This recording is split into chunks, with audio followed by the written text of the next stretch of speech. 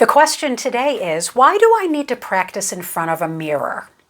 So I will tell you that whenever I tell my students to actually, in their voice lessons, start singing in front of the mirror, I always get rolled eyes or, oh, I hate this. Or they stand in front of the mirror and then they look down. So there's something about singing in front of a mirror that is very disheartening to some people. I have no idea why, okay? Because the fact of the matter is that a mirror is a very, very important tool, okay?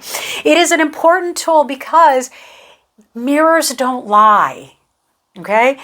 What you see at the mirror is exactly what's happening. And sometimes the mirror shows you things that you had no idea was happening, and some of those things are actually keeping you from being the best singer that you can, okay? For instance, you may not know why you're having a difficulty singing an E vowel on a higher note. And so you look in the mirror and you realize that when you're singing that E vowel, the tip of your tongue is pulled back. So what's happening is that the back of your tongue is grabbing, closing up your throat on that E vowel, and therefore you don't have enough space to actually allow that higher note to resonate and be free, okay?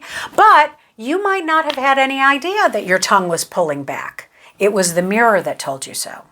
Okay, I have some students, and actually I have to say that I used to do this too.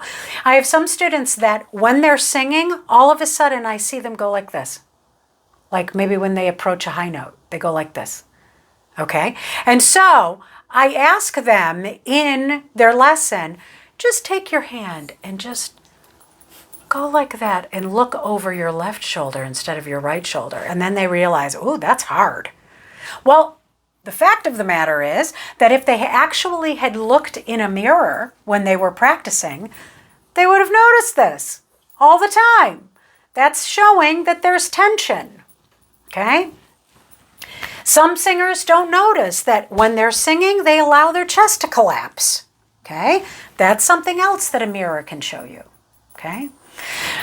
Some singers have no idea that their face is not engaged when they're singing, okay? As a teacher, I talk to my students about, making sure that you're communicating the text, communicating the emotion, communicating the subtext, whatever it is, okay?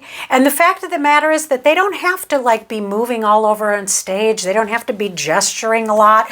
They don't have to be doing anything because all of that can be done on their face. So we go through this discussion. They start singing. I see absolutely nothing. And I say, okay, now you look in the mirror. Do you see anything on your face? Does your face express the emotion that has to be present in this moment in the song?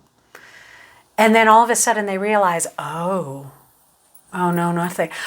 And invariably I get the answer, well, I totally thought I could feel my face doing stuff. It wasn't doing anything, okay? The mirror can be your best friend, okay? So if you do not practice in front of a mirror, or you don't practice in front of a mirror regularly, start doing it, okay? And if you don't have a mirror in your room or whatever when you're practicing, you do have a phone.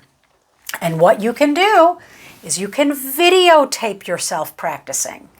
And the video will show you exactly what the mirror does. And the video can be forever, in which that you can keep replaying it to try to diagnose what is going on in your singing that may be keeping you from your goals.